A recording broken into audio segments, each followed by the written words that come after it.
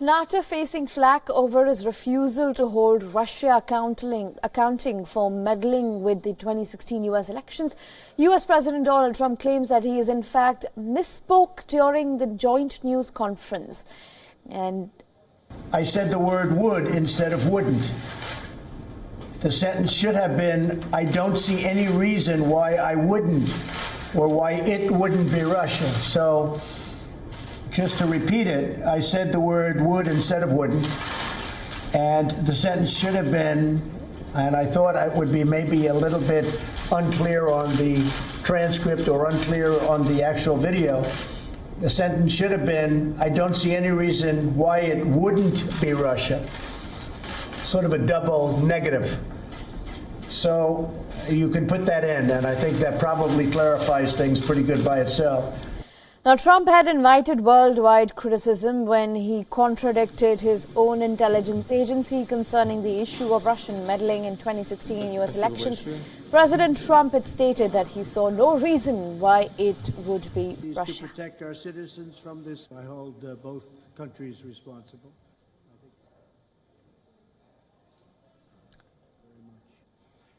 Or the media, or Democrats who want to do nothing.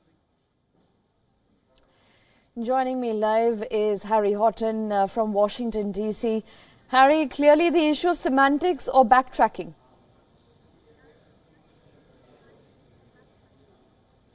Well, it's a backtracking of sorts by President Donald Trump. Clearly, he is aware of the outrage that he has caused back here in Washington, D.C., amongst many lawmakers, many senior Republican lawmakers who've criticised those remarks, who've distanced themselves from his comments about whether or not Russia did indeed meddle in the 2016 election. So Donald Trump has attempted to clarify what he said.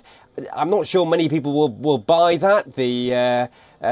His suggestion that he misspoke during that press conference with Vladimir Putin. When you look at the rest of what Donald Trump said during that press conference, he hasn't really explained what he meant by that when he was criticising his own FBI, when he was suggesting that he believes both parties, both his own intelligence community and the Russian government and Vladimir Putin. And at one point when he also said that Vladimir Putin was extremely strong and powerful in his denial. So this was a walk back of sorts by the president, but really, if he wants to backtrack fully from those remarks, he's got a lot more work to do. Absolutely, he's got more work to do. But what does this spell? This spells doom, and this also comes across as a little absurd, though.